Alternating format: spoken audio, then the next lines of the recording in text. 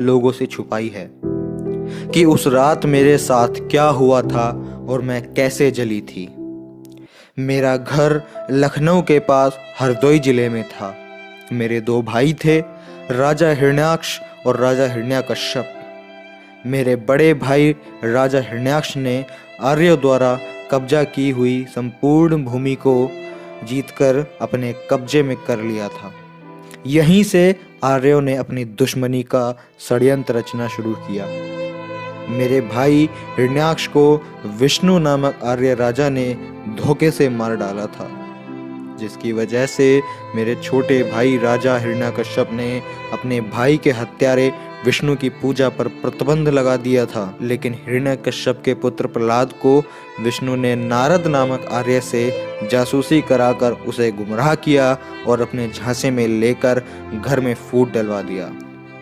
प्रहलाद गद्दार निकला और विष्णु से मिल गया तथा दुर्व्यसनों में पड़कर पूरी तरह आवारा हो गया। सुधार के तमाम प्रयास विफल होते जा रहे थे। राजा ने उसे घर से निकाल दिया। अब प्रहलाद आर्यों की आवारा मंडली के साथ रहने लगा। अब अव्वल नंबर का शराबी और आवारा बन गया था, परंतु मेरा स्नेह अपने भतीजे प्रहलाद के प्रति बना ही रहा। मैं अक्सर राजा से छुपकर प्रहलाद को खाना खिलाने आती थी। फागुन माह की पूर्णिमा थी। मेरा विवाह तय हो चुका था। फागुन पूर्णिमा के दिन ही मेरी बारात आने वाली थी। मैंने सोचा कि आखिरी बार प्रहलाद से मिल लूं, क्योंकि अगले दिन मुझे अपनी ससुराल जाना था। जब मैं प्रहलाद को भोजन देने पहुंची तो प्रहलाद नशे में इतना धुत था कि वह खुद को ही नहीं संभाल पा रहा था। फिर क्या था, प्रहलाद की मित्र मंडली यानी कि आर्यों ने मुझे पकड़ लिया और मेरे साथ सामूहिक दुष्कर्म किया। इतना ही नहीं, भेद खुलने के डर से उन लोगों ने मेरी हत्या कर दी और मेरी लाश को भी जला दिया। जब दूसरे दिन मेरे भाई राजा हिरण्यकश्यप को यह बात पता चली तो उन्होंने मेरे बलात्कारी हत्यारों को पकड़ लिया और उनके माथे पर तलवार की नोक से आवीर लिख दिया, अर्थात ए वीर अर्थात कायर लिखवाकर उनके मुख पर कालिख पोतकर जूते चप्पल की माला पहनाकर पूरे राज्य में जुलूस निकलवाया। जुलूस जिधर जिधर से भी गया, हर किसी ने उन बलात्कारी हत्यारों यानी कि आर्यों पर कीचड़ गोबर कालिख फेंककर उनका तिरस्कार किया।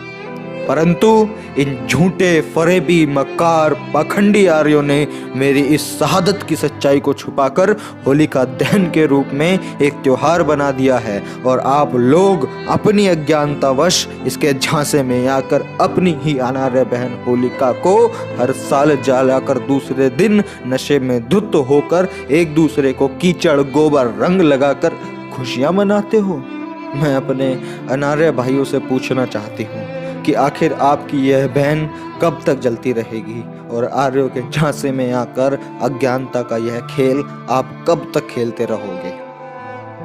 मैंने मेरी पूरी आप बीती आपको बता दी है। अब निर्णय आपको ही लेना है कि क्या आपको मेरी मौत पर खुशी मनानी चाहिए या नहीं। अगर आपको जरा परवाह नहीं है अपनी बहन की तो शौक से खुशियां मनाइए। दोस्तों, मैं प्रशांत बोध, मैंने आपको पूरी होलिका की सच्चाई बताई है। अगर आपको इस बात में ज़रा भी सच्चाई नज़र आती है और अपने लोगों की अज्ञानता मूर्खता नज़र आती है तो प्लीज़ आप इस वीडियो को इतना ज़्यादा शेयर कर दो कि यह वीडियो हर उस एक इंसान तक पहुंच सके जो अज्ञानवश इस होली का त्यौहार को मनाता है और अपने ही समाज की, अपनी ही बेटी, अपनी ही बहन को हर साल जलाकर खुशियां मनाता है। सो मैं मिलता हूं आपसे अगली वीडियो में। जय भीम, नमो बुद्धाय, जय मूल निवासी। तर्क से फर्क लाना हमारा मिशन। हमारे साथ इस मिशन में जुड़ने के लिए इस लाल बटन को दबाकर चैनल को सब्सक्राइब करें और बेल आइकन को दबाकर ऑल पे क्लिक करें, क्योंकि हमें लाना है सोच का एक अलग नजरिया।